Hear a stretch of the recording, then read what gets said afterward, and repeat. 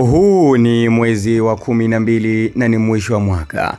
Hii leo tumeamua kukusimulia simulizi ya kusisimua inayofahamika kwa jina la Safari ya Mwisho wa Mwaka.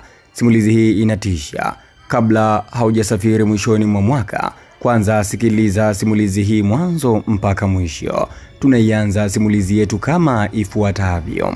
Mwisho wa mwaka ulikuwa umefika, na kama ilivyo kawaida watu wa kijiji cha Lugono walikuwa wakijiandaa kwa safari kwenda makwao na wengine kwenda mijini kwa sherehe. Lakini mwaka huo kulikuwa na jambo tofauti. Wazee wa kijiji walikuwa wamesema wazi ya kwamba mwaka huu msisafiri mwisho wa mwaka. Si vizuri, msipuuze ushauri huu. Mwisho kunukuu. Hayo yalikuwa ni maneno ya wazee wa kijiji wakiwaambia vijana, wa mama na watu mbalimbali ambao walikuwa wamejiandaa kwenda katika sehemu mbalimbali kufurahia sherehe na ndugu, jamaa na marafiki. Wengi waliamini, lakini wengine wakaona hii ni hadithi tu na ni hadithi za kutisha, kama ambavyo hivi sasa kuna bato kubwa ya wahenga na vijana wa 2000.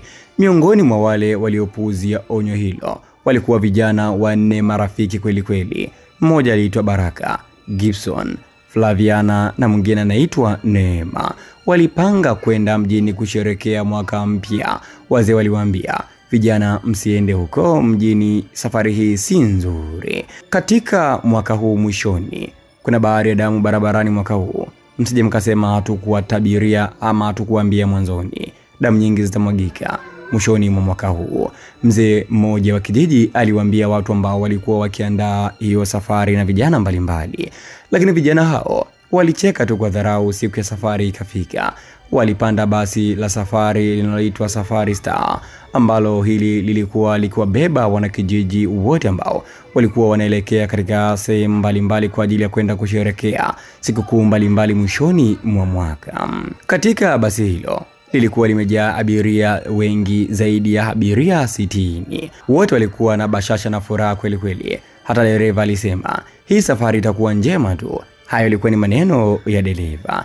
Lakini kabla basi alijaondoka kituoni, mama mmoja mwenye macho mekundu kama mtu ambaye alitoka usingizini, alikuwa ni mwenye miaka mingi sana, alisimama mbele ya basi akasema kwa sauti nzito, msisafiri leo, si siku yenu. Kitu kisicho cha kawaida kiko barabarani. Mwisho kunukuu. Mzee huyo aliwaambia tena wale ambao walikuwa wako ndani ya basi hilo wakiwa wanatoka hapo kijijini na kwenda katika sehemu mbalimbali. Dereva akamfokea, mama, ondoka hapo, tunachelewa sisi. Hayo yalikuwa ni maneno ya dereva akimwambia mzee huyo. Basi bwana. Mzee huyo akatazama ndani ya basi kisha akasema kwa upole, lakini maneno yake yakapenya mioyo ya wachache, msiporudi mjue mngeepuka msiba. Safari hii si ya wanadamu pekee. Mwisho kunukuu. Halafu akatoweka kana kwamba hakuwepo. Safari ikaanza. Basi likaondoka likiwa na watu wengi waliopuuza kila onyo. Usiku ule anga ilikuwa na ukimya mzito na barabara ilikuwa nyeusi isivyo kawaida. Mvua laini ilianza kunyesha ikafanya ardhi kuwa na ukungu hafifu. Kadri walivyozidi kusafiri, abiria wakaanza kuona taa zisizo za kawaida pembeni ya barabara. Wengine wakasema ni pikipiki, wengine wakasema ni magari mengine, lakini taa hizo walikuwa wazioni vizuri. Mara ghafla mwanamke aliyekaa dirishani akapiga kelele kubwa, dereva, kuna mtu anatembea katikati ya barabara.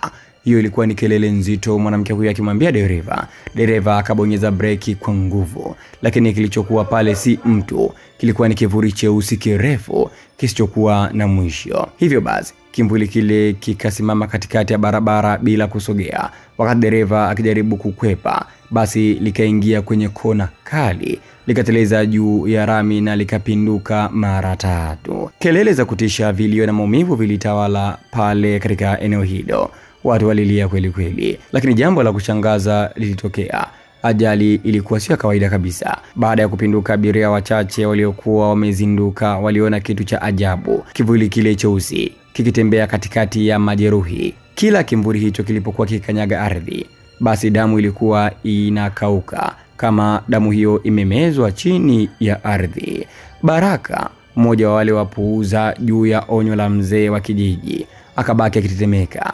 Akamuona Gibson akiwa amelala chini akivuja damu. Lakini muda huo huo Gibson akashtuka na kusema kwa sauti dhaifu, nilimuona yule mama, yule mzee alikuwa anatembea juu ya basi wakati linapinduka. Mwisho kunukuu. Hayo ilikuwa ni maneno ya Gibson. Mbele kidogo waliona watu kama kivuli wakizunguka basi, kana kwamba wanahesabu roho zilizotoka. Ambulance ilianza kusikika kwa nguvu inakuja. Dereva akasema, tulipokaribia hapa kulikuwa na watu wengi mno pembeni ya barabara, lakini walipotuona wote walitoweka bila kelele. Lakini eneo hilo halikuwa na nyumba wala kijiji wala watu wa karibu. Waliofariki walikuwa ni wengi tofauti na waliopona. Majeruhi wachache waliobaki walianza kueleza mambo yale yale ambayo yalitokea. Waliona watu weusi kama moshi wakishangilia ajali. Waliona kivuli cha mwanamke yule mwenye macho mekundu. Wengine walisikia sauti ikisema, safari ya mwisho wa mwaka ni ya mizimu, sio ya wanadamu. Kila mtu alikuwa akizungumza la kwake. Siku iliyofuata taarifa zilisambaa kwa haraka kweli kweli mpaka katika kijiji kile ambacho basi hilo limetoka. Wazee wa kijiji wakapata taarifa kwamba lile basi ambalo walionya wanakijiji wasisafiri ni kweli wamesafiri, lakini wamepata ajali kama ambavyo waliwaambia. Hivyo basi wazee wa kijiji wakafika katika eneo husika. Kisha wazee hao walisema, tulishasema hii barabara huwa inafunguliwa kwa mizimu siku moja mwisho wa mwaka, lakini vijana wetu wakatubeza, wakatuona sisi ni waongo. Sasa hii ajali ilikuwa haiwezi kuepukika mwishoni mwa mwaka. Mwezi wa 12 ni lazima barabara hii iondoke na roho za watu.